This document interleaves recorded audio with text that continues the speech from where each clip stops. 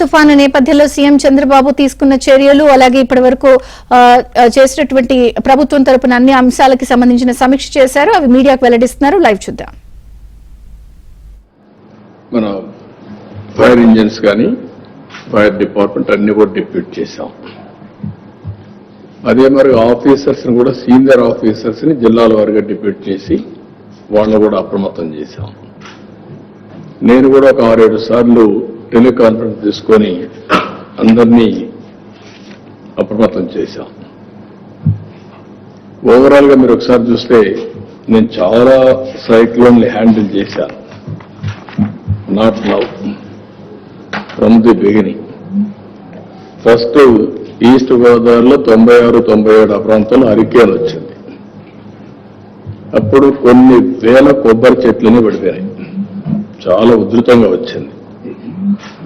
కొన్ని వందల వేల డెడ్ బాడీస్ ఫిషర్మెన్ విలేజెస్ లో అయితే ఫ్లోట్ అయ్యే పరిస్థితికి వచ్చింది. కొన్ని వేల అనిమల్స్ అయితే చనిపోయినాయి.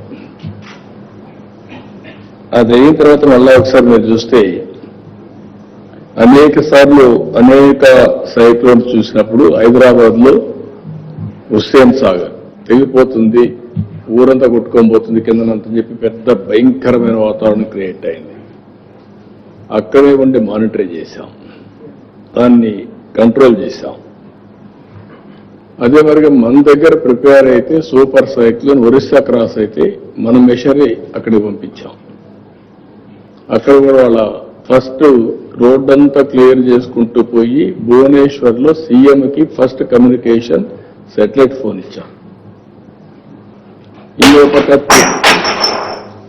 ఉద్హుద్ ఆ రోజు ఉద్హుద్ కూడా ఒక పెద్ద ఎత్తున వచ్చి విశాఖపట్నం మొత్తం అతలాకుతలం అయిపోతే ఒక వారం రోజులు రికవర్ చేశాం. ఈ విధంగా ఇంకా మీరు చూస్తే తిత్లీ కూడా, ఆ తర్వాత తిత్లీ వచ్చింది. నిన్న మొన్న మళ్ళా చూస్తే బుడంగర్ కూడా వచ్చింది. ఇవన్నీ చూసిన తర్వాత ఈసారి ఒక 16 నెలలుగా టెక్నాలజీని పర్ఫెక్ట్ గా తయారు చేశాం. ఇక్కడ మీరు చూసినటువంటి ప్రజెంటేషన్ లో చాలా సిస్టమేటిక్ గా టెక్నాలజీ అంతా కూడా ఒక పద్ధతి ప్రకారం చేసి దాన్ని ఎక్కడికక్కడ మీరు చూస్తే నేను చాలాసార్లు చెప్పాను, 1 government 1 citizen. There are so many multi departments, line departments, ఒక్కొక్కరు ఒక ఫంక్షన్ చేస్తూ ఉంటారు. ఇది అల్టిమేట్ గా stand alone systems are working. పై ఆఫీసర్ కింది వాళ్ళకి చెప్పాలి, కింది వాళ్ళు మళ్ళా కిందికి చెప్పాలి, లాస్ట్ మైల్ వేకుందికి చాలా డిలే, అబ్నార్మల్ డిలేస్ అన్నీ ఉంటాయి. నాకు లాస్ట్ టైం మీరు చూస్తే చాలా రివ్యూ మీటింగ్ కూడా మిడ్ నైట్ పెట్టుకునేవాళ్ళం. అందరిని పొమ్మని చెప్పి, తిరగమని చెప్పి, మళ్ళా రమ్మని మిడ్ నైట్ వరకు మీటింగ్లు పెట్టి మళ్ళా అందరికి గైడ్ లైన్స్ ఇచ్చి మళ్ళా పంపించాం. మీరు మొన్న కూడా బుడమేరలో చూసుకుంటారు. అందరినీ 200 మందిని ప్రతి ఒక్క 3,000-4,000 ఒకరు ఇన్ఛార్జిని పెట్టి మొత్తం పెంచి మానిటర్ చేశాం.